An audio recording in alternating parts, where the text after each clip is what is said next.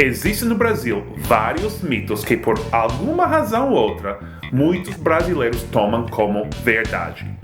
Mas para gringos, são bem esquisitos. Hoje vou desmistificar.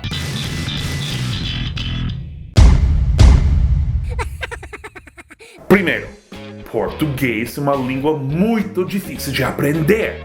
Até já ouvi brasileiros falarem que é o idioma mais complicado do mundo.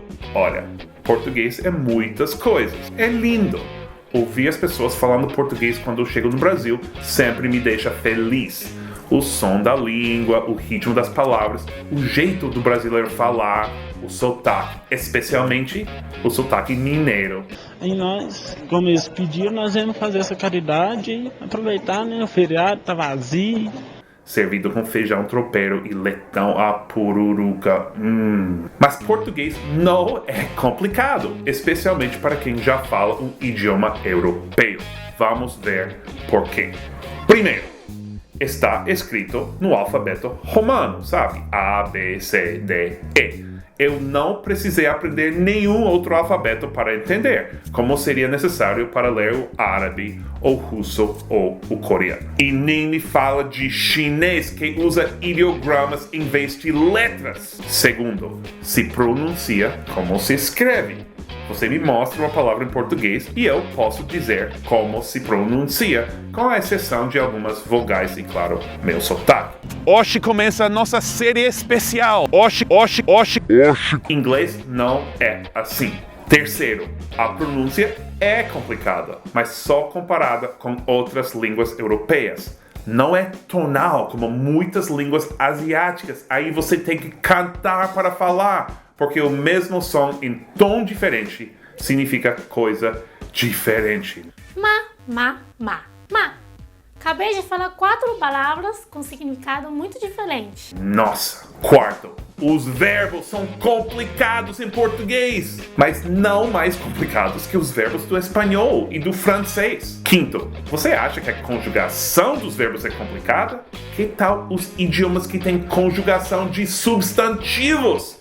Bom, não se chama conjugação, se chama declinação.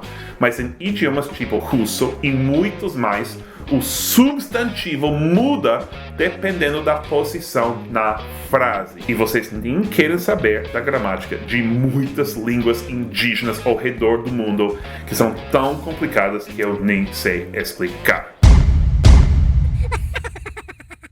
O segundo mito é que os americanos pensam que a capital do Brasil é Buenos Aires. Isso é uma invenção brasileira. Quando eu era repórter no Brasil, eu voltei para os Estados Unidos para fazer uma pesquisa com 50 turistas americanos esperando o barco para a Estátua da Liberdade em Nova York. Dos 50, 8 acertaram Brasília. Mais 8 escolheram o Rio, que era a capital, faz sentido. 13 falaram São Paulo. Mas a resposta mais comum era simplesmente não sei. 16 pessoas. Das 50, nenhuma disse Buenos Aires. Esse rumor, eu acho, vem de várias menções na cultura popular brasileira. Uma música do Tom Zé. Porque nossa capital era Buenos Aires. Um vídeo viral em que George Bush quer invadir Brasil e bombardeia Buenos Aires. Brasileiros pensam que me derrotaram, mas a palavra final é minha. Digite o nome da capital do país que você quer destruir.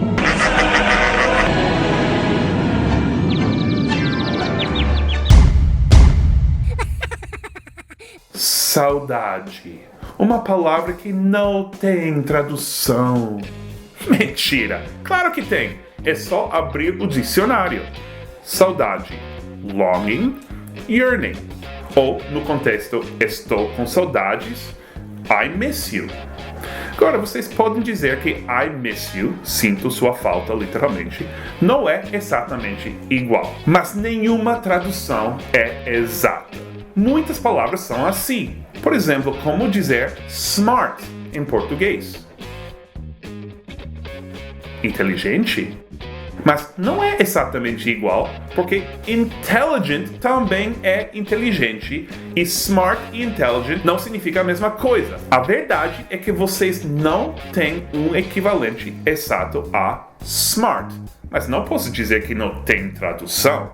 Detalhe, expliquei a diferença entre smart e intelligent no Instagram. Seu amigo gringo semana passada, me segue por aí. Ok, mas não se preocupem. Português ainda tem várias palavras que não têm equivalente em inglês.